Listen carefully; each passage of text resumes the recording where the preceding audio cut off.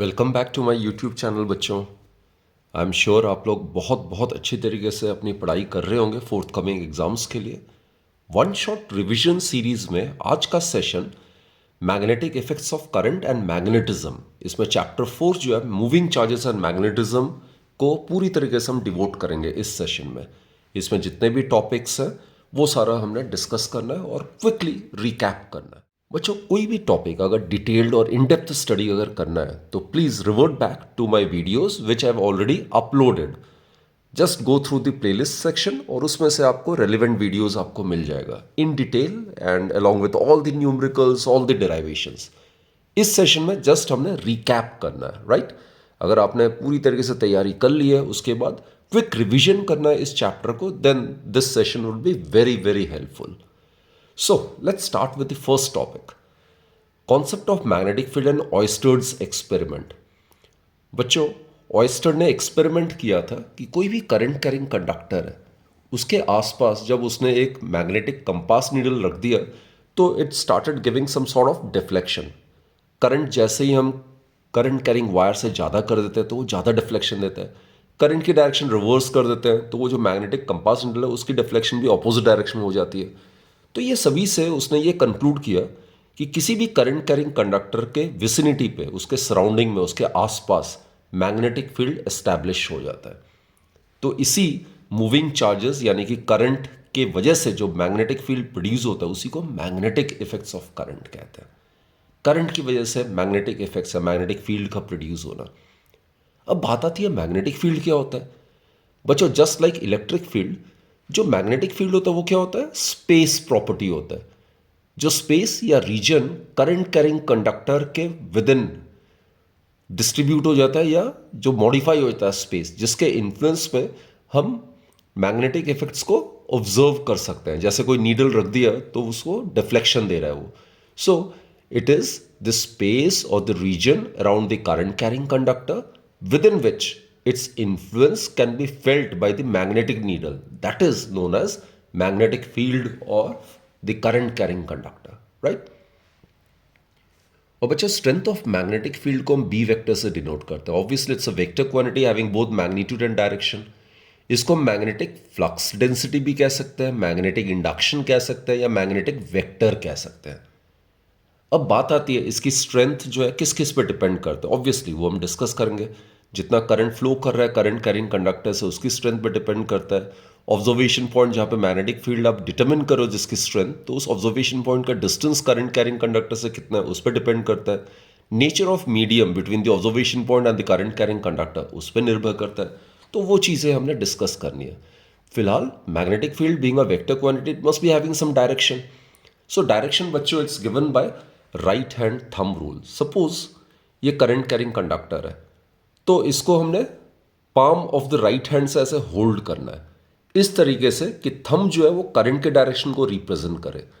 तो बाकी जो फिंगर्स है जिस डायरेक्शन में कर्ल कर रहा है that will give the direction of the magnetic field.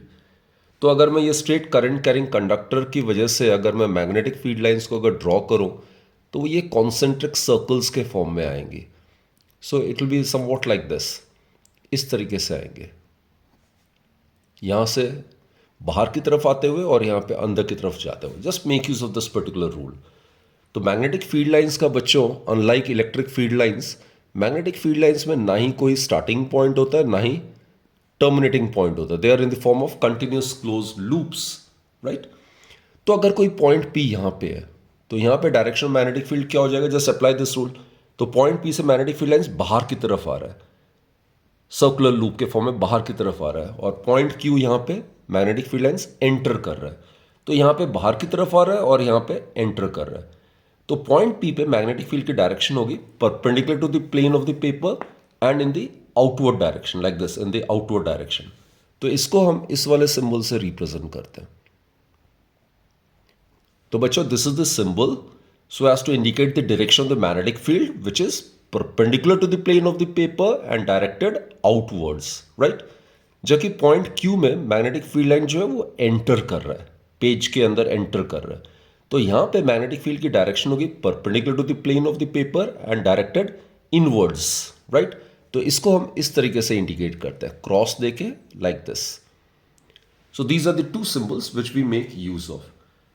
So dot ये इंडिकेट करता है perpendicular to the plane and directed outwards. Cross ये इंडिकेट करता है perpendicular to the plane of the paper and directed inwards. Right. So this is how the direction of magnetic field is represented. तो बच्चों ये magnetic field lines अगर current की direction अगर हम चेंज करते हैं, रिवर्स करते हैं, तो अप्लाई करो राइट हैंड रूल को. सो it will be like this. तो इस केस में magnetic field lines again concentric close loops के फॉर्म में होगा but in the opposite direction. तो यहाँ पे अगर पॉइंट P लेते हैं, यहाँ पे पॉइंट Q लेते हैं, तो पॉइंट P पे मैग्नेटिक फील्ड लाइंस एंटर करती हुई नजर आएगी. तो यहाँ पे it will be given by this symbol and point Q से मैग्नेटिक फील्ड लाइंस बाहर निकलती हुई नजर आएगी. So here the magnetic field line would be perpendicular to the plane of the paper and directed outwards. Right. अब कोई current carrying loop है तो इसके कारण भी मैग्नेटिक फील्ड लाइंस एस्टैब्लिश होगा.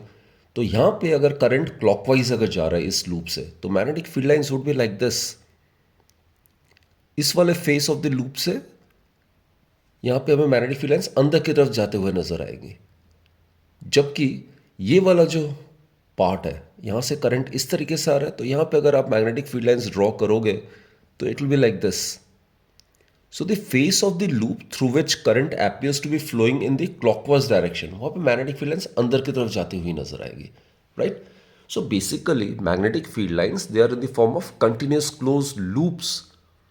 They neither have any starting emanating point nor do they have any end or terminating point. So that's magnetic field lines for you. अब बच्चों ये तो डायरेक्शन की बात आ गई. राइट. अब हम करते हैं बायो-सैवर्ट लॉ. जो मैग्नेटिक फील्ड की स्ट्रेंथ है किसी भी करंट कैरिंग कंडक्टर की वजह से किसी भी ऑब्जर्वेशन पॉइंट में मैग्नेटिक फील्ड की जो स्ट्रेंथ है that is given bye bio-Savart law और लैप्लेस लॉ. इसको हम लैप्लेस लॉ भी कहते हैं. सो इस लॉ को स्टेट करने के लिए late us consider any current carrying conductor. It can B curved, it can be straight. So this the current. और बच्चों ये ऑब्जर्वेशन पॉइंट मान लेते हैं हम और ये एयर या वैक्यूम का केस पहले करते हैं. या एक छोटा सा एक एलिमेंट्री पोर्शन ले लेते हैं. ये मान लेते हैं ये DL है. और ध्यान रहे बच्चों इसमें अगर इस एलिमेंट्री पोर्शन को करंट की डायरेक्शन में अगर मेजर करते हैं तो इस small current carrying elementary portion को हम करंट एलिमेंट कह सकते हैं. This is the centre of the elementary portion and this is the line joining the centre of the elementary portion to the observation point. तो इसकी direction ध्यान रखना, इसकी डायरेक्शन होती है from point O to P. So this OP is measured from the center of the elementary portion to the observation point. और बच्चों ये एंगल थीटा है. थीटा किसके बीच में एंगल है? The line joining the center of the elementary portion to the observation point and the direction of flow of current. उसके बीच में जो एंगल है that is थीटा. तो बायो-सैवर्ट लॉ बच्चों ये कहता है कि इस छोटा से करंट कैरिंग एलिमेंट की वजह से जो यहाँ पे मैग्नेटिक फील्ड की स्ट्रेंथ होगी उसको हम dV से रिप्रेजेंट कर सकते हैं. It is directly proportional to the current flowing through this elementary portion. The strength of the magnetic field is found to be directly proportional to the length of the elementary portion. It is found to obey inverse square law. तो अगर distance of the observation point को इस conductor से अगर double कर देता हूं तो magnetic field will get reduce to 1/4. So it obey inverse square law. And most importantly ये directly proportional sine of the angle theta के. थीटा क्या है वो मैंने बताया वो आपको. So it is directly proportional to sine theta.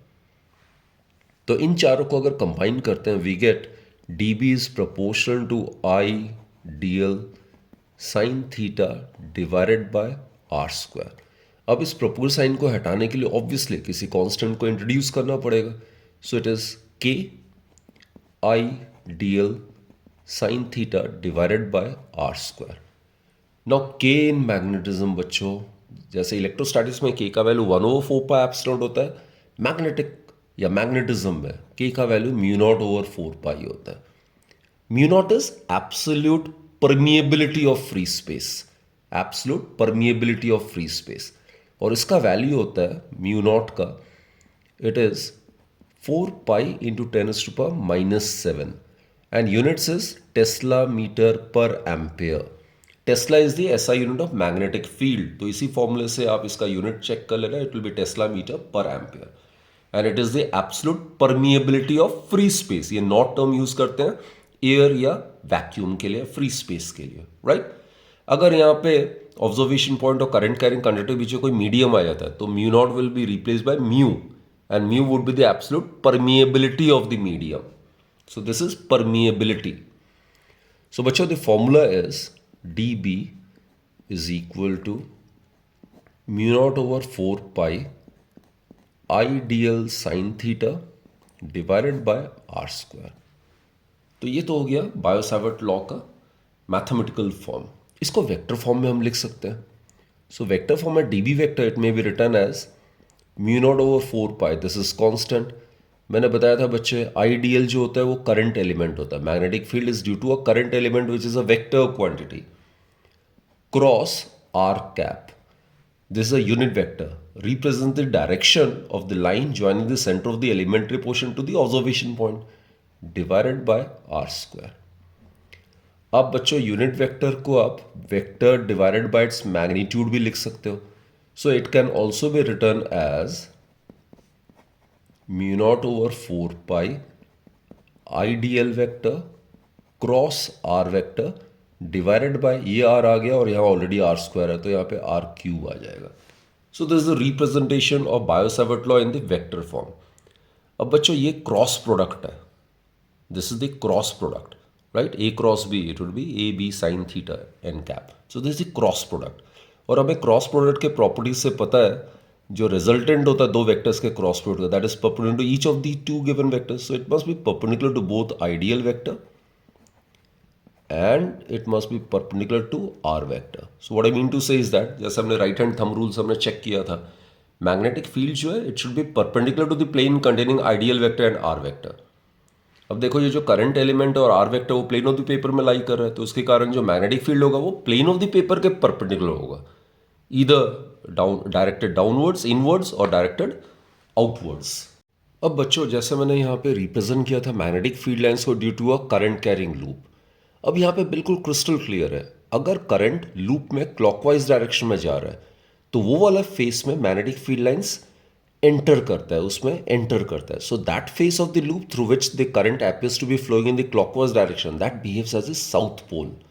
So basically इसको मैं इस तरीके से रिप्रेजेंट कर रहा हूँ. ये कोई करंट कैरिंग लूप है, इसका कोई भी शेप हो सकता है, कोई भी रेगुलर इरेगुलर शेप हो सकता है. अगर इसमें करंट अगर क्लॉकवाइज जा रहा है like this, if the current is flowing in the clockwise direction, तो इसमें मैग्नेटिक फील्ड लाइंस क्या होगा, इस फेस पे एंटर करेगा. और जहां पे जिस फेस में मैग्नेटिक फील्ड लाइंस एंटर करता है that acts as the south pole. So this face of the loop will behave as the south pole. आप इसको इस तरीके से याद रख सकते हो. जबकि इसका दूसरा पार्ट सेम लूप, उसका नेक्स्ट फेस में जो करंट होगा that will appear to be flowing in the anti clockwise direction. So basically the face of the loop through which the current appears to be flowing in the clockwise direction that will behave as the south pole, while the other face of the loop through which current appears to be flowing in the anti-clockwise direction that will behave as the north pole. वहाँ से magnetic field lines बाहर आते हुए नजर आएगी. So this will behave as north pole. क्योंकि normally कोई अगर मैग्नेटिक डाइपोल है, मैग्नेट है, तो उसमें साउथ पोल में मैग्नेटिक फील्ड लाइंस एंटर करता है और नॉर्थ पोल से मैग्नेटिक फील्ड लाइंस बाहर निकलता है.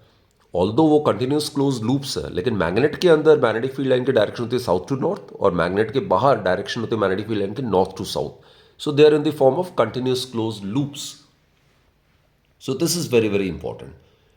तो कोई भी लूप हो, अगर उसमें से करंट फ्लो कर रहा है तो उसका एक फेस साउथ पोल का काम करेगा, दूसरा फेस नॉर्थ पोल का काम करेगा. कहने का मतलब है बच्चों, कोई भी करंट कैरिंग लूप एक मैग्नेट की तरह बिहेव करता है और जो भी मैग्नेट होता है उसको मैग्नेटिक डाइपोल कहते हैं, उसकी मैग्नेटिक मोमेंट होगी.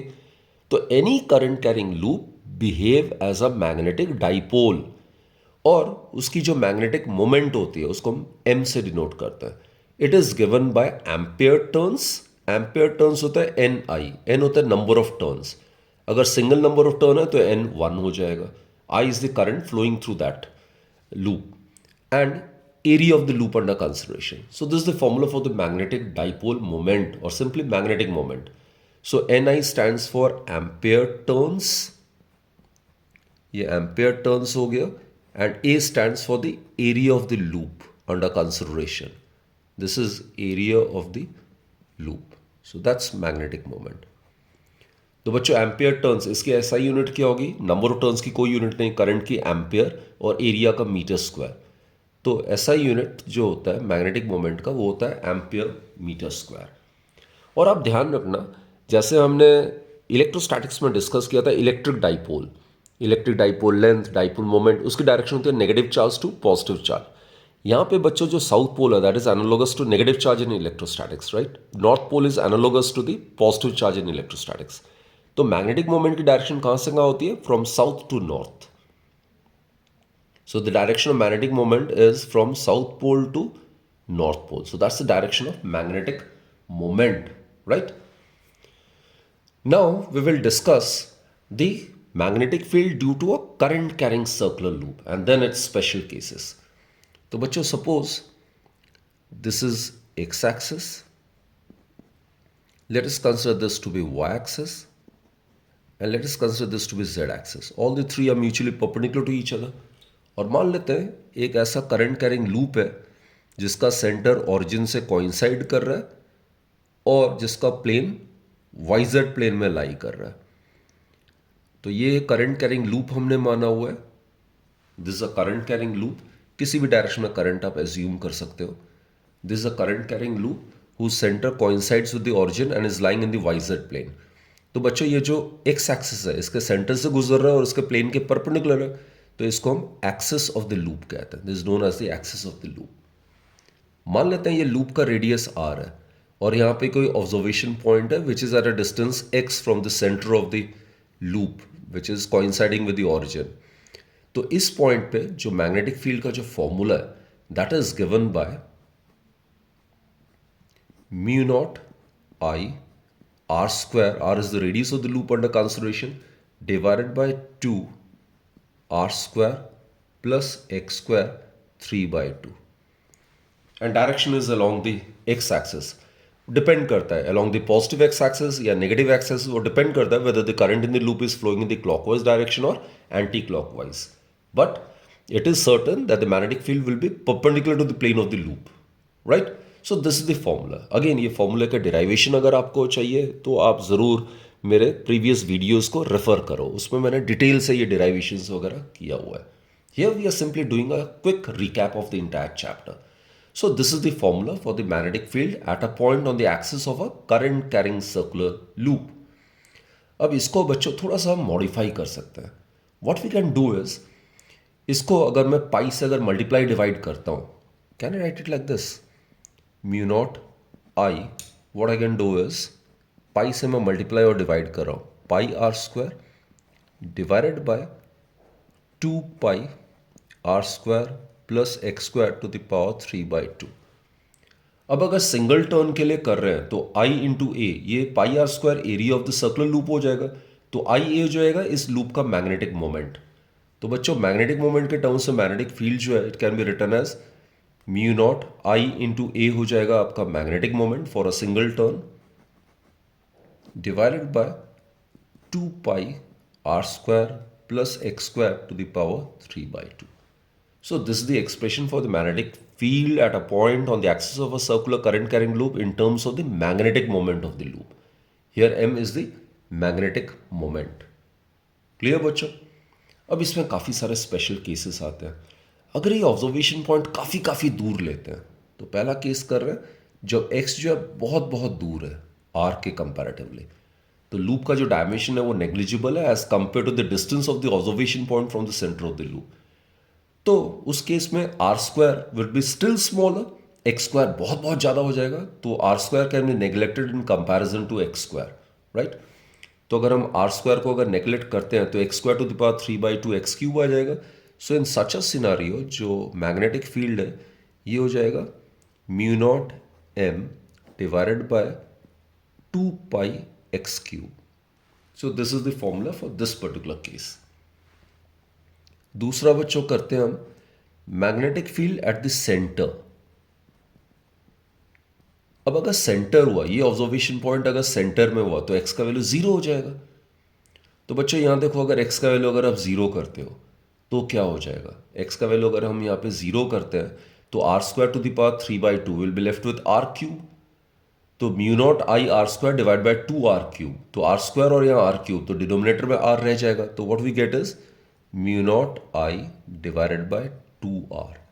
So this is the formula for the magnetic field at the center of a current carrying loop for a single turn.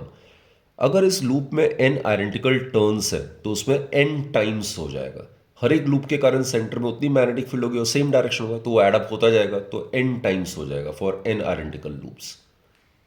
And अगर हम सेमी सर्कुलर लूप का कंसिडर करते हैं for a semi circular loop eight the centre तो obviously जो circular loop के कारण जो मैग्नेटिक फील्ड होगा उसका हाफ हो जाएगा.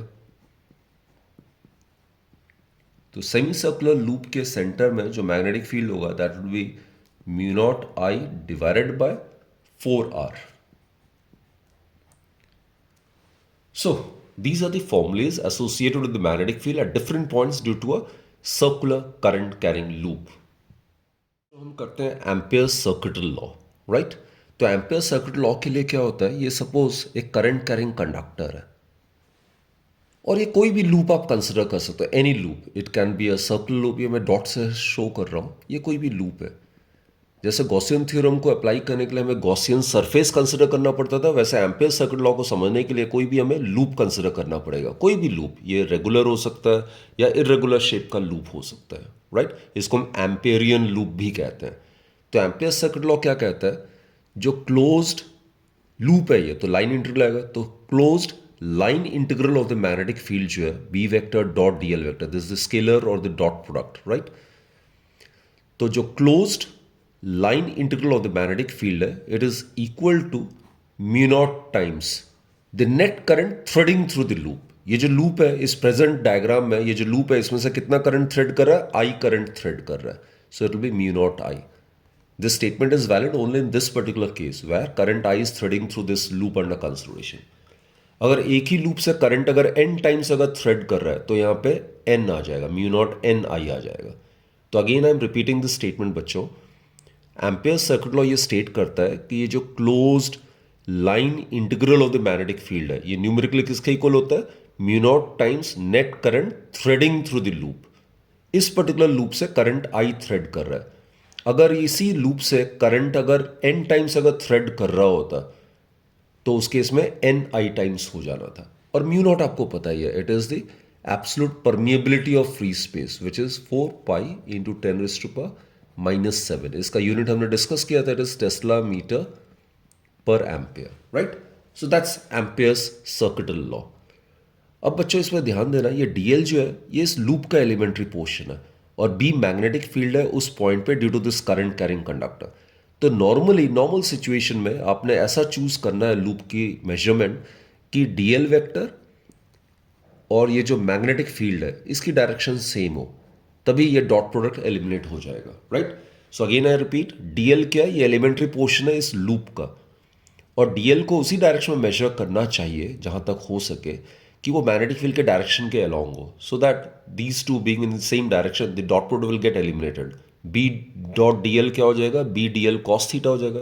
अगर ये दोनों सेम डायरेक्शन में तो थीटा 0 हो जाएगा, तो कॉस 0 1 हो जाएगा, right. So that's the thing. अब इसका एप्लीकेशन करते हैं infinite long straight wire. This article is very very important from examination point of view, right. तो इसमें बेसिकली क्या है, एक हम कंडक्टर लेते हैं, this a thick conductor. This is a current carrying conductor basically, right? This is a current carrying conductor and ये इसका एक्सिस मान लेते हैं. Suppose this is the axis of the conductor, ये मैं डॉट से इंडिकेट कर रहा हूं, this is the axis of the conductor. Current carrying conductor है जिसमें करंट आई फ्लो कर रहा है. यहां पे ये करंट क्या है, through out the body of the conductor flow कर रहा है, राइट. अगर हम एसी करंट की बात करें वो सिर्फ सरफेस ऑफ द कंडक्टर से फ्लो करता है, उसको हम स्किन इफेक्ट कहते हैं, but this is obviously direct current. तो ये through out the body of the conductor flow कर रहा है और इसका रेडियस हमने कैपिटल आर माना हुआ है. तो बच्चों 3 पॉइंट्स आते हैं. ऑब्जर्वेशन पॉइंट जब यहां कहीं लाई कर रहा है तो ऑब्जर्वेशन पॉइंट का distance from the axis of the current carrying conductor small r मान लेते हैं. तो फर्स्ट सिनारियो में जब observation point current carrying conductor के बाहर लाई करता है, then students the magnetic field in this case is found to be mu naught I divided by 2 pi r. यानी कि मैग्नेटिक फील्ड कैसे डिपेंड कर रहा है डिस्टेंस पे, जैसे जैसे डिस्टेंस हम बढ़ाते जाएंगे, अगर ट्वाइस करेंगे तो magnetic field will get reduce to half, अगर डिस्टेंस को थ्राइस कर देंगे magnetic field will get reduce to 1/3। So basically magnetic field अगर ऑब्जर्वेशन पॉइंट अगर बाहर लाई कर रहा है तो it varies with distance as inversely proportional to r. और बच्चों अगर ऑब्जर्वेशन पॉइंट अगर कहीं अंदर लाई करता है, यहां अगर लाई कर रहा है, this is point q suppose and this lying inside, so r is less than capital R. तो इस केस में जो फॉर्मूला है magnetic field at a point inside this thick current carrying conductor, this is given by mu naught I small r. Small r is the distance of the observation point from the axis of the loop divided by 2 pi capital R square. Capital R is the radius of the conductor under consideration. Conductor normally क्या होता है, cylindrical form में होता है, right. तो इसमें 3 case arise होता है, इसमें 3 सब केसेस अराइज होता है। पहला, अगर observation point lies on the axis at a point on the axis, अगर ये ऑब्जर्वेशन पॉइंट Q अगर एक्सिस पे लाई कर रहा है तो स्मॉल आर जीरो हो जाएगा। तो स्मॉल आर अगर जीरो होगा बच्चों तो magnetic field at a point on the axis of a current carrying conductor will be zero. So this is a very very important result. तो कोई भी करंट कैरिंग कंडक्टर है उसके एक्सिस पे उस कंडक्टर के कारण मैग्नेटिक फील्ड कितना होगा, जीरो होगा। दूसरा बच्चे, eight a point on the surface of the conductor, at a point on the surface of the conductor, what we get is small r capital R के इक्वल हो जाएगा। तो इस केस में magnetic field at a point on the surface it would be given by mu naught I divided by small r को capital R की जगह लिख सकते हो आप, तो capital R get cancel, denominator will be left with r. So this is constant maximum value. तो magnetic field किसी भी करंट कैरिंग कंडक्टर के कारण मैक्सिमम कहां पे होता है, at any point on the surface of the conductor, right. और एक चीज, जब कभी भी ऑब्जर्वेशन पॉइंट अंदर लाई करता है करंट कैरिंग कंडक्टर के, तो उस केस में मैग्नेटिक फील्ड कैसे वैरी करता है, directly proportional to small R. So इस वेरिएशन से हम आराम से ग्राफिकल स्टडी कर सकते हैं। तो इसका ग्राफ का वेरिएशन देखो कैसे मैग्नेटिक फील्ड और आर के साथ। ये at a point on the axis है, this is the axis. At a point on the axis magnetic field is zero, तो आर का वैल्यू जीरो होगा, मैग्नेटिक फील्ड जीरो होगा। और यहां से लेकर यहां तक directly proportional to small R है, B is directly proportional to small R. तो अगर दो फिजिकल क्वांटिटीज अगर लीनियरली डिपेंडेंट होता है it will be given by straight line passing through the origin. Surface में मैक्सिमम है, ये जो पॉइंट है it is r is equal to capital R. तो यहां पे मैग्नेटिक फील्ड मैक्सिमम है और मैक्सिमम वैल्यू किसके इक्वल होता है, mu naught I divided by 2 pi capital R. So this the maximum value this point. और उसके बाद अगर ऑब्जर्वेशन पॉइंट बाहर आ जाता है करंट कैरिंग कंडक्टर, उसके बाद वो इस तरीके से डिस्टेंस पर निर्भर करता है। सो उसके बाद it will be a hyperbolic curve like this, right. तो उसके आगे इस तरीके से वैरी करता है। So this is how the magnetic field varies with distance of the observation point smaller in the case of a current carrying conductor। अब बच्चों स्ट्रेट सोलेनॉइड की बात करते हैं। अब सोलेनॉइड होता क्या है, ये एक सोलेनॉइड है जिसमें number of turns of conducting wire is wound और ये स्ट्रेट है। तो यहाँ पे जैसे ही हम करंट को पास कराएंगे तो इसका एक एंड जो होगा that will behave as the south pole while the other end will act as the north pole. So a current carrying solenoid will behave as a magnet, it will behave as a magnetic dipole. और आपको पता ही है इसके कारण magnetic field lines कैसे होगा, just same as that of a bar magnet. एक साउथ पोल है, नॉर्थ पोल है, तो magnetic field lines bar magnet के अंदर या करंट कैरिंग सोलेनॉइड के अंदर it will directed from south to north and outside it will directed from north to south. तो बच्चे अगर स्ट्रेट सोलेनॉइड है, लॉन्ग स्ट्रेट सोलेनॉइड, तो इसके अंदर जो मैग्नेटिक फील्ड लाइंस है वो स्ट्रेट, पैरेलल और इक्विडिस्टेंट होता है। तो अंदर जो मैग्नेटिक फील्ड होता है that is uniform. Magnetic field inside a current carrying solenoid is uniform. और एम्पियर सर्किट लॉ को अप्लाई करके जो मैग्नेटिक फील्ड है at any point inside a straight solenoid it is given by N mu naught I. Mu naught कब use कर रहे हैं? जब इसके अंदर एयर या वैक्यूम है। कोई अगर मीडियम होगा, कोई अगर रॉड हमने इंसर्ट कर दिया तो म्यू नॉट की जगह म्यू आ जाएगा, राइट। म्यू नॉट होता है absolute permeability of free space. N बच्चों यहाँ पे क्या है? Number of turns per unit length है। तो ये लेंथ ऑफ द सोलेनॉइड अगर हम एल मानते हैं, टोटल नंबर ऑफ टर्न्स जो है इसमें एन है, तो it will B n divided by L. So that will give us the number of turns per unit length, which I have represented by small letter n. So using Ampere's circuit law, it can be easily determined that in the case of a straight solenoid, the magnetic field inside it is almost uniform, and the strength of the magnetic field is given by n mu naught I. This is again a very, very important formula. और बच्चों just outside the solenoid, just outside the solenoid, यहाँ अगर point बात करें, यहाँ पे अगर point बात करें, तो यहाँ पे just outside magnetic field is zero. क्यों जीरो होगा? क्योंकि मैग्नेटिक फील्ड लाइंस को अगर हम ड्रॉ करते हैं तो यहाँ से कोई मैग्नेटिक फील्ड लाइन पास नहीं करेगी, provided the solenoid is long enough, right.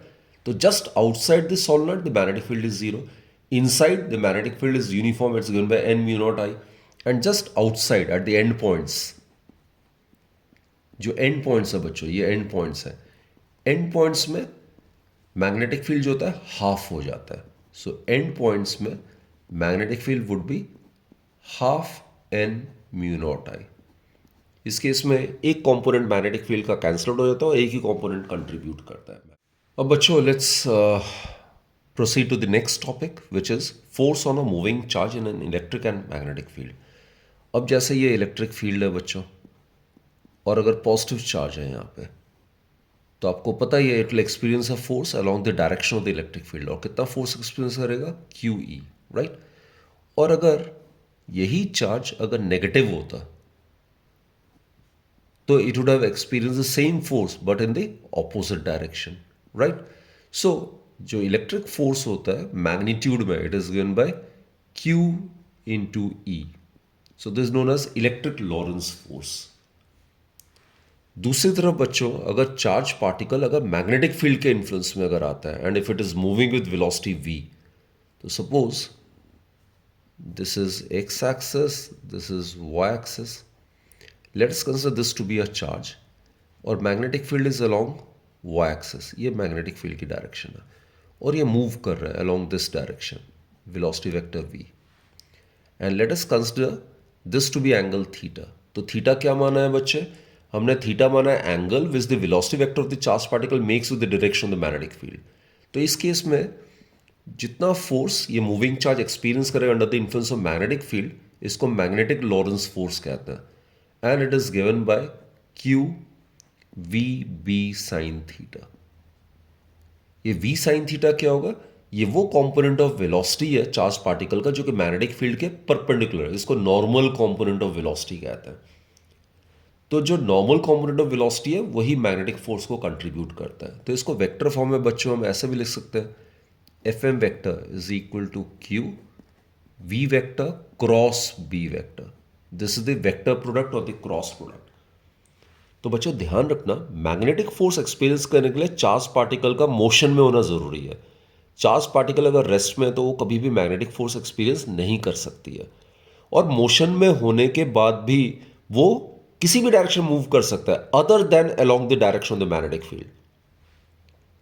अगर चार्ज पार्टिकल अगर मैग्नेटिक फील्ड के डायरेक्शन में ही मूव करने लगे या मैग्नेटिक फील्ड के डायरेक्शन के ऑपोजिट अगर मूव कर रहा है, तो भी वो कोई मैग्नेटिक फोर्स एक्सपीरियंस नहीं करेगा, because in this case angle theta is zero. यहाँ पे थीटा 180 डिग्री हो जाएगा, और साइन जीरो भी जीरो होता है, साइन 180 डिग्री भी जीरो होता है। तो बच्चों ध्यान रखना, किसी भी चार्ज को मैग्नेटिक फोर्स एक्सपीरियंस करने के लिए उस चार्ज पार्टिकल का मोशन में होना जरूरी है, और मोशन में किस डायरेक्शन में होना चाहिए? In any direction other than along the direction of magnetic field और opposite to the direction of magnetic field. इन दोनों डायरेक्शन के अलावा किसी भी और डायरेक्शन में अगर चार्ज पार्टिकल मूव कर रहा है तो वो मैग्नेटिक फील्ड के इन्फ्लुएंस में जरूर मैग्नेटिक फोर्स एक्सपीरियंस करेगा। और मैग्नेटिक फोर्स का फॉर्मूला ये होता है, इसको मैग्नेटिक लॉरेंस फोर्स कहते हैं, राइट।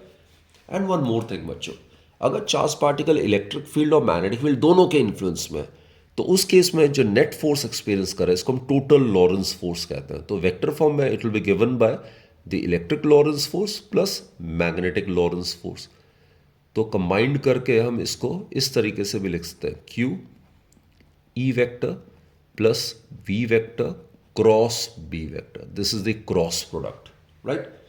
तो चार्ज पार्टिकल अगर रेस्ट में है तो it can only experience electric force, while if the charged particle is in motion and it is moving in any direction other than along or opposite to the direction of magnetic field, then it will experience magnetic force. और बच्चों, अगर ये तो हमने charge की बात की है, अब कोई अगर कंडक्टर ले लेते हैं, suppose we consider a current carrying conductor to be placed under the influence of magnetic field, right, this is a current carrying conductor. मान लेते हैं ये करंट इस डायरेक्शन में फ्लो कर रहा है और मैग्नेटिक फील्ड सपोज इस डायरेक्शन में है। तो इस केस में जो current carrying conductor, it will experience a magnetic force and that magnetic force is given by I L vector cross B vector. This the current element, this the length. ये मैंने आपको पहले ही बताया, if the length of the conductor is measured along the direction of the current, then I L is treated as a vector quantity and is known as current element.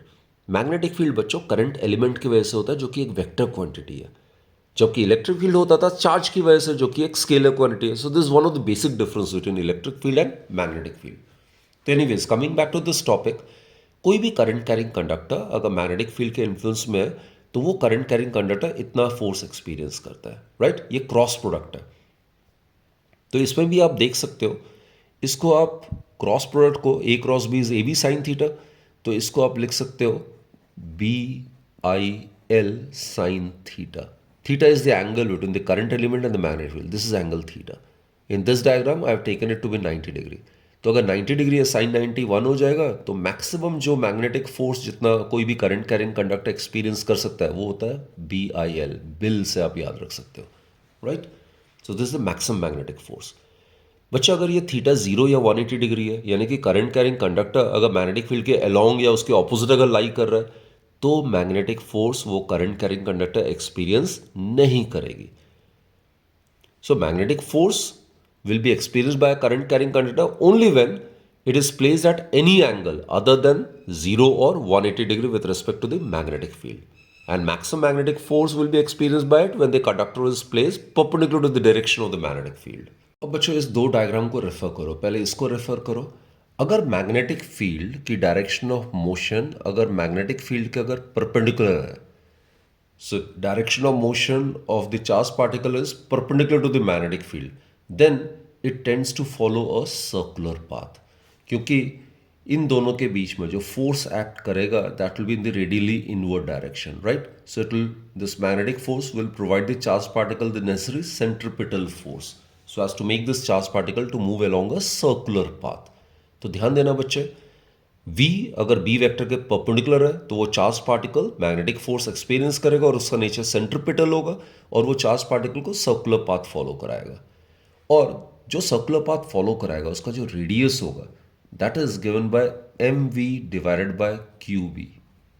m is the mass of the charge particle, v is the velocity, b strength of the magnetic field है और q charge है obviously. जो time period हो जाएगा, time period मतलब जितने time में पूरा एक रिवॉल्यूशन कंप्लीट करेगा, वो हो जाएगा 2πr डिवाइडेड बाय वेलोसिटी। तो उसको अगर सॉल्व करोगे you will get this 2πm divided by qb, this is the time period. And then बच्चों ऑब्वियसली फ्रीक्वेंसी क्या हो जाएगा, इसका रेसिप्रोकल हो जाएगा frequency, it would be qb divided by 2πm। और एंगुलर फ्रीक्वेंसी क्या हो जाएगा, ओमेगा 2π बाय कैपिटल T होता है, so it will be qb divided by m। So these are the expressions associated with it.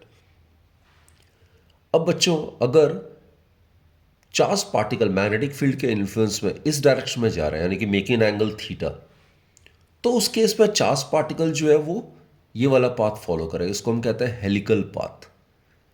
इसमें basically helical path क्यों follow करता है, क्योंकि इसमें वेलोसिटी वेक्टर को हम दो कंपोनेंट में रिजॉल्व कर लेते हैं। एक जो कंपोनेंट है v cos थीटा वो along the direction of magnetic field होगा, वो कंपोनेंट क्या करेगा, चार्ज पार्टिकल को मैग्नेटिक फील्ड के डायरेक्शन के अलोंग मूव कराएगा।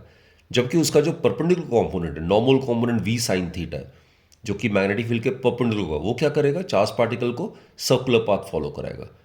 तो एक component of velocity magnetic field के अलॉन्ग मूव करा रहा है चार्ज पार्टिकल को, और दूसरा जो नॉर्मल कंपोनेंट ऑफ वेलोसिटी वो सर्कुलर पाथ फॉलो करा रहा है। तो ये दोनों का इकट्ठा इफेक्ट ये होगा कि charge particle will tend to follow a helical path, right. तो ये हेलिकल पाथ के केस में भी जो रेडियस है of the helical path, it would be given bye mvn divided by qb।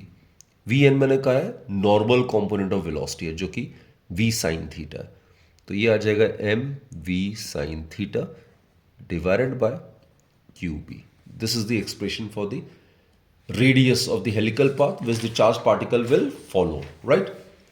Time period बच्चों again 2 pi r distance divided by velocity cover करोगे, तो velocity कौन से velocity से कवर करोगे? v sin theta, तो v sin theta will cancel, so we get 2 pi m divided by qb, तो same expression रहेगा। तो टाइम पीरियड जो है it is independent of the velocity and the radius of the circular path. Remember that in both the cases जो time period है वो radius of the circular path या velocity पर depend नहीं करता है। क्लियर? तो बच्चों ध्यान देना, अगर v परपेंडिकुलर मैग्नेटिक फील्ड के तो सर्कुलर पाथ फॉलो करेगा, अगर v इंक्लाइंड है b वेक्टर के तो हेलिकल पाथ फॉलो करेगा। अगर v का वैल्यू 0 डिग्री है, वेलोसिटी अगर 0 है तो कोई मैग्नेटिक फोर्स एक्सपीरियंस नहीं करेगा। अगर v और b के बीच में एंगल थीटा 0 डिग्री है तो भी वो कोई फोर्स एक्सपीरियंस नहीं करेगा, राइट। 180 डिग्री है तो भी कोई फोर्स एक्सपीरियंस नहीं करेगा। These are the two parallel straight current carrying conductors in which the currents are flowing in the same direction। और ये मान लेते हैं एयर वैक्यूम में है, एयर या वैक्यूम में, और इनके बीच डिस्टेंस आर है। तो बच्चों ये ध्यान देना, इसके कारण यहाँ मैग्नेटिक फील्ड होगा और इस करंट कैरिंग कंडक्टर के कारण यहाँ पे मैग्नेटिक फील्ड होगा। तो ये दोनों current carrying conductors under the influence of magnetic field of each other के प्रभाव में होगा, right. So as a result both these conductors will experience magnetic force.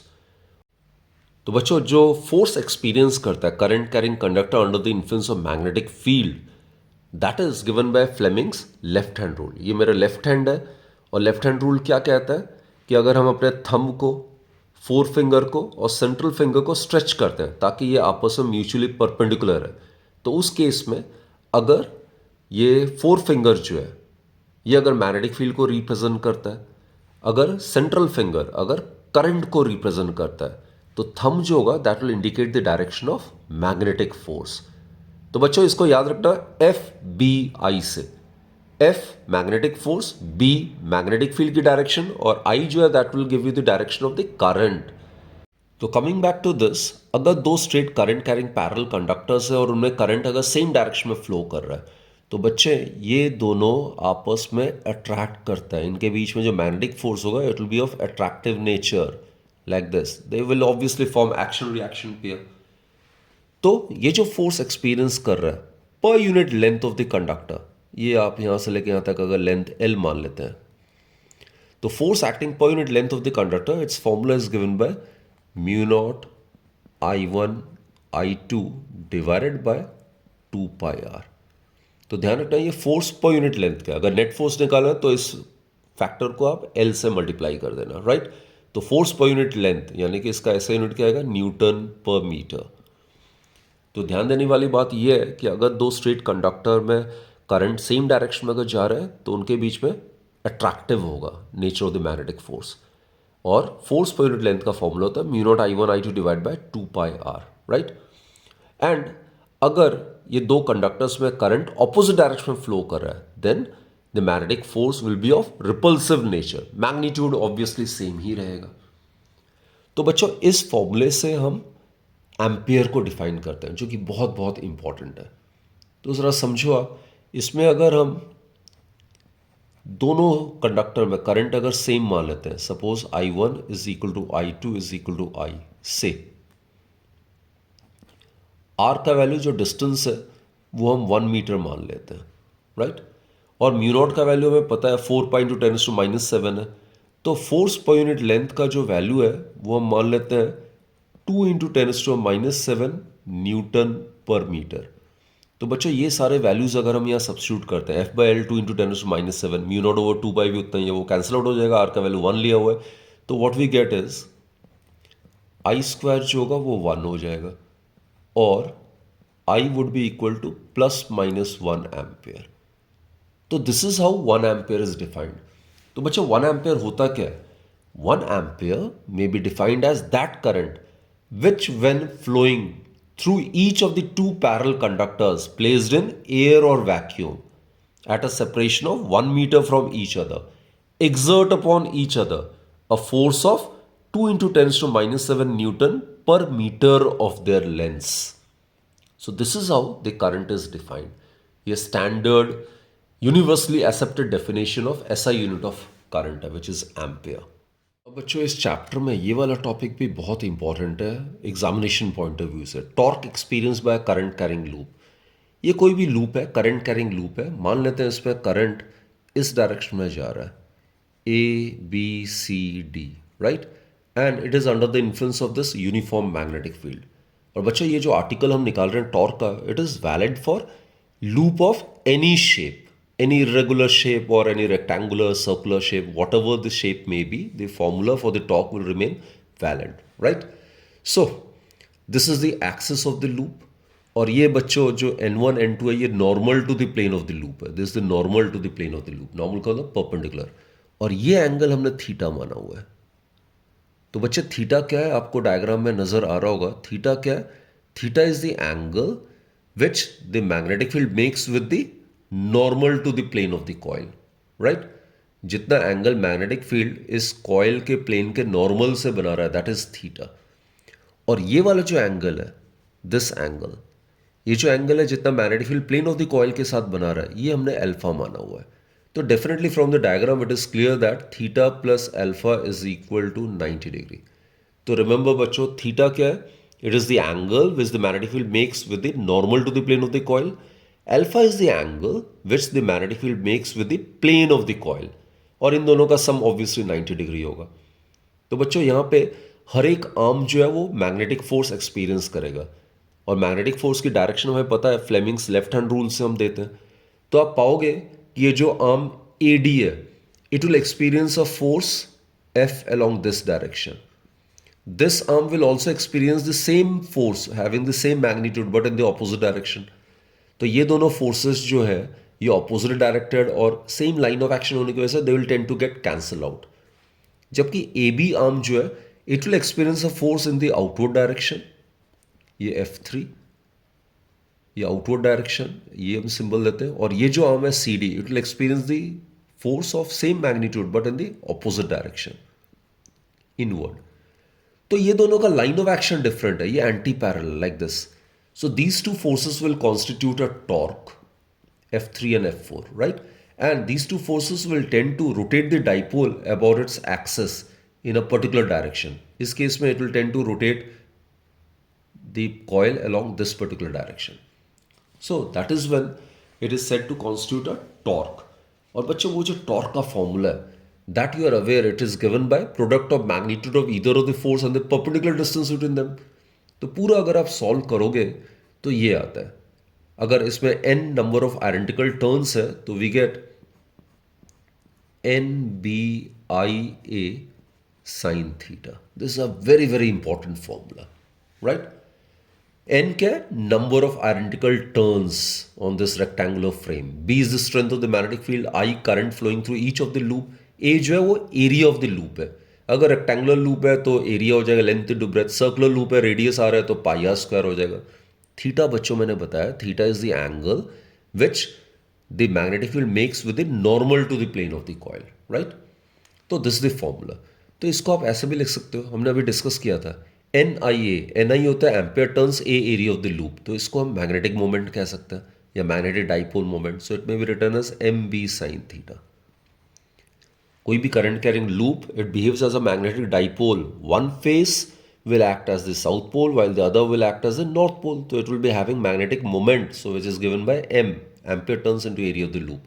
तो बच्चों वेक्टर फॉर्म में it may be written as M vector cross B vector। तो आप check कर लेना, थीटा अगर 0 डिग्री है तो कोई टॉर्क एक्सपीरियंस नहीं करेगा, थीटा अगर 90 डिग्री है तो torque experience would be maximum, right. तो this is the expression for the torque. And बच्चों इन टर्म्स ऑफ अल्फा, क्या टॉर्क को मैं ऐसे भी लिख सकता हूं, NBIA, थीटा की जगह मैं लिख सकता हूं 90 minus alpha, and sine 90 minus alpha would be cos alpha. So alpha is the angle which the magnetic field makes with the plane of the coil. तो प्लेन ऑफ द कॉइल के साथ magnetic field की angle alpha है, तो उसके terms में torque का expression ये हो जाएगा, right. So these are the expressions for the torque, and as I stated this formula is valid for any loop having any shape which is carrying some current and is under the influence of magnetic field. So that's the expression. अब बच्चों moving coil galvanometer की बात करते हैं. It's a very very important question. Again it can come in the 5 marks category question, right. अब moving coil galvanometer जो है बहुत ही सेंसिटिव डिवाइस होता है जो कि करंट को डिटेक्ट करता है. अगर करंट फ्लो कर रहा है it will start giving some sort of deflection. और इसका वर्किंग किस पे बेस्ड है? इसी प्रिंसिपल पे कि कोई करंट कैरिंग कॉइल को अगर हम मैग्नेटिक फील्ड के इन्फ्लुएंस से रखते हैं तो वो टॉर्क एक्सपीरियंस करते हैं, और टॉर्क का एक्सप्रेशन ये होता है. तो मूविंग कॉइल गैल्वेनोमीटर में जैसे ही हम करंट को फ्लो कराते हैं तो ये इतना डिफ्लेक्टिंग टॉर्क एक्सपीरियंस करता है, अपने एक्सिस पे ऐसा डिफ्लेक्ट करता है, राइट. अब ये सस्पेंडेड होता है. मूविंग कॉइल गैल्वेनोमीटर में ये जो कॉइल होता है वो सस्पेंडेड होता है to the torsion head with the help of a suspension wire. तो जैसे ही ये कॉइल डिफ्लेक्ट करता है तो सस्पेंशन वायर जो होता है इट गेट ट्विस्टेड. अब ट्विस्टिंग से क्या होता है, उसमें डिफ्लेक्टिंग टॉर्क की वजह से उसमें रीस्टोरिंग टॉर्क डेवलप होता है. और जो रीस्टोरिंग टॉर्क होता है बच्चों, दैट इज गिवन बाय के अल्फा डैश. के जो होता है वो restoring torque developed in the suspension wire पर यूनिट ट्विस्ट होता है. तो अगर एंगल अल्फा डैश से अगर उसमें ट्विस्टिंग हो रही है सस्पेंशन वायर में तो उसमें रीस्टोरिंग टॉर्क इतना डेवलप हो जाएगा. और इक्विलिब्रियम में deflecting torque becomes equal to the restoring torque. So what you get is NBA cos alpha it is equal to K alpha dash. या हम इसको ऐसे लिख सकते हैं, करंट जो है that can be written as K small K. ये मैंने कहा है restoring torque per unit twist of the suspension wire है. ये सस्पेंशन वायर फॉस्फो ब्रॉन्ज का होता है या क्वार्ट्ज का होता है, उसके नेचर ऑफ मटेरियल पे डिपेंड करता है. So it will be NBA alpha dash divided by cos alpha. Alpha मैंने बताया था ये क्या होता है, this is the angle which the magnetic field makes with the plane of the coil. Alpha dash जो है वो एंगल ऑफ ट्विस्टिंग है. ऑब्वियसली अगर ज़्यादा डिफ्लेक्शन होगा जो ज़्यादा ट्विस्टिंग होगा, नो डाउट. ये दोनों प्रोपोर्शनल है ऑब्वियसली, राइट. ये जो ब्रैकेट में जो टर्म है बच्चों, किसी भी गिवन गैल्वेनोमीटर के लिए ये कांस्टेंट होता है. ये नंबर ऑफ टर्न्स है, ये strength of the magnetic field है, ये एरिया ऑफ द कॉइल है. के आपको बताया मैंने सस्पेंशन वायर का नेचर ऑफ मटेरियल पे डिपेंड करता है. तो ये जो कांस्टेंट है जो कि किसी भी गिवन गैल्वेनोमीटर के लिए, इसको हम गैल्वेनोमीटर कांस्टेंट कहते हैं. It is represented by G, capital letter G. So this galvanometer constant. So galvanometer constant is K over NBA. और इनका तो कोई यूनिट होता नहीं है, तो अगर इसका एम्पेयर है तो गैल्वेनोमीटर कांस्टेंट का ऐसा यूनिट भी एम्पेयर होना चाहिए. तो ऐसा unit of galvanometer is ampere. अब बच्चों आपने MCG मूविंग कॉइल गैल्वेनोमीटर करते वक्त आपने ध्यान दिया होगा उसमें हम रेडियल मैग्नेटिक फील्ड यूज़ करते हैं. क्योंकि अगर ये यूज़ करते हैं तो इसमें कोई लीनियर डिपेंडेंसी नहीं आ रही अल्फा और आई के केस में. तो कॉस अल्फा टर्म को एलिमिनेट करने के लिए we make use of radial magnetic field. And students, by using concave poles of a strong permanent magnet, we can obtain radial magnetic field, जो कि रेडियस के अलॉन्ग एक्ट करता है. और बच्चे इसका फ़ायदा क्या होता है? रेडियल मैग्नेटिक फील्ड यूज़ करने से जो प्लेन ऑफ द कॉइल है वो हमेशा मैग्नेटिक फील्ड के अलॉन्ग लाई करता है. तो हमेशा अल्फा जो होगा वो जीरो होगा, और अल्फा जीरो होने की वजह से cos zero is always equal to 1. जो ये मैंने शो किया, ये कनकेव पोल्स है स्ट्रॉन्ग परमानेंट मैग्नेट का, और ये रेडियल मैग्नेटिक फील्ड ऑफर कर रहा है. ये कोई ferromagnetic material as a core हम यूज़ करते हैं. तो इसमें सारे के सारे मैग्नेटिक फील्ड लाइंस इस फेरोमैग्नेटिक मटेरियल से गुजरने की कोशिश करता है. तो जिससे मैग्नेटिक फील्ड लाइंस इस तरीके से हो जाता है. और ये कॉयल है, कॉयल का टॉप व्यू है. ये जो AD है ऊपर से देखेंगे तो हमें यही नज़र आएगा. तो मैं कहने की ये कोशिश कर रहा हूँ कि ये जो कनकेव पोल्स है इसकी वजह से रेडियल मैग्नेटिक फील्ड ऑब्टेन करेंगे.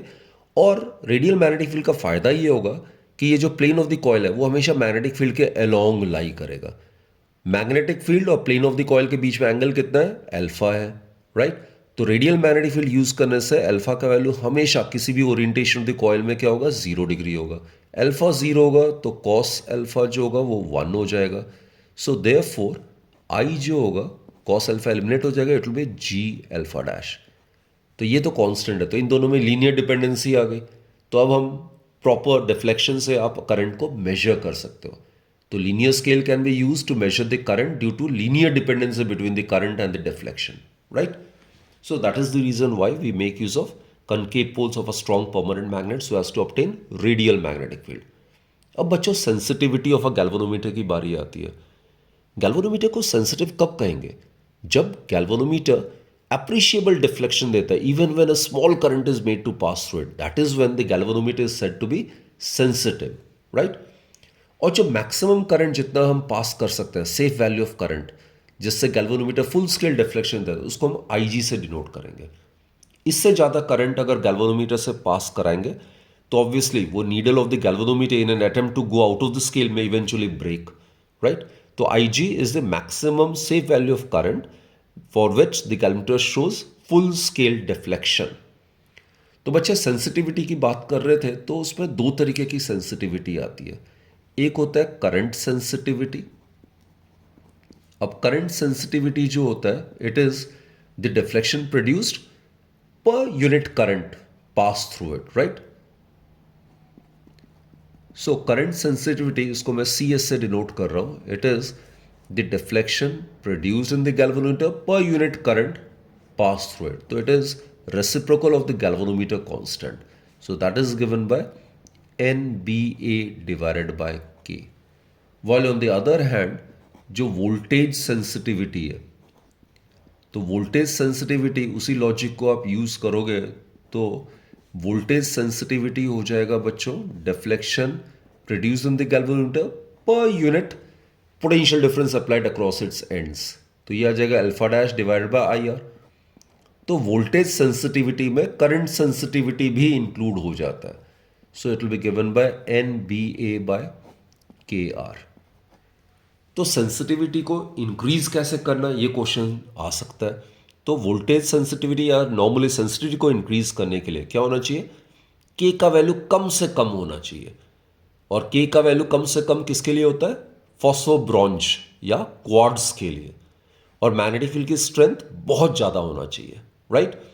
नंबर ऑफ टर्न्स बढ़ाने का कोई फायदा नहीं होगा, क्योंकि जैसे नंबर ऑफ टर्न्स हम बढ़ाएंगे तो रेजिस्टेंस भी बढ़ जाएगी, so that the ratio remains constant. So sensitivity को बढ़ाने के लिए जस्ट हमारे पास दो ही ऑप्शन है, या तो के का वैल्यू कम से कम करें या मैग्नेटिक फील्ड बहुत ज़्यादा हो, तो उसके लिए स्ट्रॉन्ग परमानेंट मैग्नेट हम यूज़ करते हैं। एरिया को ऑफ द कॉइल को एक हद से ज़्यादा नहीं बढ़ा सकते, बल्कि हो जाएगा और एनर्जी लॉसेस हो जाएगा। ना ही एन को हम बढ़ा सकते हैं, क्योंकि एन बढ़ाएंगे तो रेजिस्टेंस भी बढ़ जाएगा। तो सिर्फ सेंसिटिविटी को बढ़ाने के लिए दो ही ऑप्शन है, के का वैल्यू कम से कम होना चाहिए, बी का वैल्यू ज़्यादा से ज़्यादा होना चाहिए, right? So this was regarding the current and voltage sensitivity of a moving coil galvanometer. अब बच्चों last but not the least, these are the very important topics: conversion of galvanometer into a voltmeter and into an ammeter, right? तो पहले करते हैं galvanometer को ammeter में क्यों convert करना है हमने। क्योंकि गैल्वेनोमीटर को डायरेक्टली हम करंट को मेजर करने के लिए इस्तेमाल नहीं कर सकते, क्योंकि आईजी से ज़्यादा करंट अगर फ्लो कराएंगे तो उसका नीडल जो है इट कैन इवेंचुअली ब्रेक, और ज़्यादा करंट पास कराएंगे तो हीटअप हो सकता है, इंसुलेशन ऑफ द कॉइल जो वो पिघल सकता है, तो इसमें शॉर्ट सर्किटिंग से भी गैल्वेनोमीटर डैमेज हो सकता है। तो इसलिए उसको करंट या वोल्टेज को मेजर करने के लिए उसको एमीटर वोल्टमीटर में कन्वर्ट करना ज़रूरी है, एंड अकॉर्डिंगली वो कैलिब्रेट करना ज़रूरी है। तो पहले देखते हैं गैल्वेनोमीटर को एमीटर में कैसे कन्वर्ट कर सकते हैं। बच्चों ये गैल्वेनोमीटर है, मान लेते हैं इस गैल्वेनोमीटर का रेजिस्टेंस G है, कैपिटल G है, राइट? और इसको हमने एमीटर में कन्वर्ट करना है, जिसका रेंज 0 to I एम्पियर है। तो हम इसके पैरेलल में एक बहुत ही लो रेजिस्टेंस वायर, जिसको कि हम शंट कहते हैं, low resistance wire which is known as shunt, S से मैं डिनोट कर रहा हूँ, it is to be connected in parallel. तो करंट I अगर मेन सर्किट में जा रहा है तो यहाँ से मैक्सिमम करंट IG ही हम फ्लो करा सकते हैं। तो एस का वैल्यू ऐसा एडजस्ट करते हैं ताकि करंट I में से सिर्फ IG safe value of current he galvanometer से पास कर सके, और बाकी जो रेस्ट ऑफ द करंट है वो शंट से पास करेगा, I माइनस IG। तो ये जो पैरेलल ग्रुपिंग है गैल्वेनोमीटर और शंट का, दिस कॉन्स्टिट्यूट्स एन एमीटर। और बच्चों पैरेलल में क्या होता है? पोटेंशियल डिफरेंस कांस्टेंट होता है, तो इसके क्रॉस पोटेंशियल डिफरेंस हो जाएगा IgG, इसके क्रॉस पोटेंशियल डिफरेंस होगा करंट इनटू रेजिस्टेंस, राइट? तो देखो एक स्टेप में शंट का एक्सप्रेशन आ गया, so it will be equal to IgG divided by I minus IG. So this value of shunt is needed to be connected in parallel to the given galvanometer so as to convert it into an ammeter of range 0 to I ampere, right? और बच्चों जो obtain किया हमने ammeter, उसका resistance क्या होगा? ये दोनों पैरेलल में रेसिप्रोकल वाला फॉर्मूला लगाओ, so will get G S divided by G plus S, और पैरेलल में नेट रेजिस्टेंस कम हो जाता है, तो आर ए जो है वो जी से भी कम है और एस से भी कम है। एस शंट था जो कि लो रेजिस्टेंस डिवाइस था, तो आर ए का वैल्यू शंट से भी कम होता है, तो कहने का मतलब है आर ए इज नेग्लिजिबल। तो आइडियल एमीटर की जो रेजिस्टेंस होती है वो जीरो होती है। तो बच्चों ammeter is a very very low resistance device, और यही कारण है कि एमीटर को हमेशा हम सीरीज में कनेक्ट करते हैं करंट को मेजर करने के लिए। किसी भी इलेक्ट्रिक डिवाइस को मेन सर्किट में ऐसे कनेक्ट करना चाहिए ताकि मेन सर्किट में जो करंट फ्लो कर रहा है वो मोर और लेस सेम ही रहे, उसमें कोई वेरिएशन नहीं आना चाहिए। तो अब देखो, अब एमीटर बहुत ही लो रेजिस्टेंस डिवाइस होने की वजह से जब हम इसको सीरीज में कनेक्ट करते हैं तो सीरीज में रेजिस्टेंस जो है मेन सर्किट का मोर और लेस सेम रहता है, जिससे करंट भी मोर और लेस कांस्टेंट रहता है। तो एमीटर को सीरीज में कनेक्ट करने से वो actual value of the current जो फ्लो कर रहा है वायर से उसी की वो रीडिंग देगा। अब बारी आती है गैल्वेनोमीटर को वोल्ट मीटर में कैसे कन्वर्ट करें। तो जो ये था इसका बिल्कुल उल्टा करना है, इसमें लो रेजिस्टेंस वायर, इसमें हाई रेजिस्टेंस वायर, इसमें पैरेलल में कनेक्ट किया, इसमें सीरीज में कनेक्ट करोगे आप। तो मान लेते हैं ये गैल्वेनोमीटर है और इसमें वोल्ट मीटर में कन्वर्ट करने के लिए बहुत ही एक हाई रेजिस्टेंस वायर जिसको कैपिटल आर से डिनोट करें, इसको हमने कन्वर्ट कर देना। हाई रेजिस्टेंस वायर से क्या होगा, इस सर्किट में बहुत ज़्यादा रेजिस्टेंस आ गया तो इसमें safe value of current I G flow करा सकते हैं हम, करंट रिड्यूस हो जाएगा। तो ये मान लेते हैं ये जो सीरीज ग्रुपिंग है galvanometer resistance, this will constitute a volt meter, जो मान लेते हैं वी वोल्ट को मेजर कर रहा है। तो इसमें जो करंट फ्लो कर रहा है इस कॉम्बिनेशन से that can be given by V divided by net resistance, ये दोनों सीरीज में तो net resistance G plus R हो जाएगा। तो इसको बच्चों अगर सॉल्व करेंगे तो जो हाई वैल्यू ऑफ रेजिस्टेंस है जो कि सीरीज में कनेक्ट करना है, so its value would be given by R is equal to V by I G minus G. This is the formula for the high resistance which is to be connected in series with the galvanometer coil so as to convert it into a voltmeter. और जो ये voltmeter obtain किया उसका जो resistance होगा ये दोनों series में, तो it will be given by G plus R. R का वैल्यू ऐसे ही हाई रेजिस्टेंस वायर है तो आर वी का वैल्यू आर से भी बड़ा होगा। तो कहने का मतलब है जो वोल्टमीटर होता है is a very very high resistance device. तो आइडियल अगर वोल्टमीटर है उसकी रेजिस्टेंस क्या होनी चाहिए, लगभग infinity. It's a high resistance device. अब इसकी रेजिस्टेंस इन्फिनिटी होने की वजह से वोल्टमीटर जो है being a high resistance device it is to be connected in parallel to a conductor across which the potential difference is to be measured. क्योंकि high resistance होने की वजह से it will draw negligible current from the main circuit. तो main circuit में जो current है वो मोर और लेस सेम ही रहेगा, तो पोटेंशियल ड्रॉप जो आई आर होता है उसका ये एक्चुअल रीडिंग दे पाएगा, राइट। तो बच्चों अगर रेजिस्टेंस गैल्वेनोमीटर, एमीटर और वोल्टमीटर का कंपेयर करें तो एमीटर की रेजिस्टेंस सबसे सबसे कम होती है, उसके बाद गैल्वेनोमीटर का रेजिस्टेंस आएगा और सबसे हाई रेजिस्टेंस किसका होता है, वोल्टमीटर का होता है। तो ये भी आप ज़रूर याद रख सकते हो। तो बच्चों इस पूरे चैप्टर को हमने ढंग से रिवाइज कर लिया, और जैसे मैंने बार बार कहा है अगर कोई भी चीज़ अगर आपको और डिटेल से अगर स्टडी करना है तो आप मेरे प्रीवियस वीडियोस को ज़रूर रेफ़र कर सकते हैं। एंड आई एम श्योर अगर आप इस पूरे सेशन को ढंग से अगर पूरे वीडियो को अगर देखोगे तो you will be benefited. Keep studying बच्चे, keep learning and do take your studies very very seriously. एक एक आर्टिकल्स, एक एक कॉन्सेप्ट जो है वो लिख लिख के प्रैक्टिस करो एंड ट्राई टू यूटिलाइज और each and every second. And all the very very best from my side.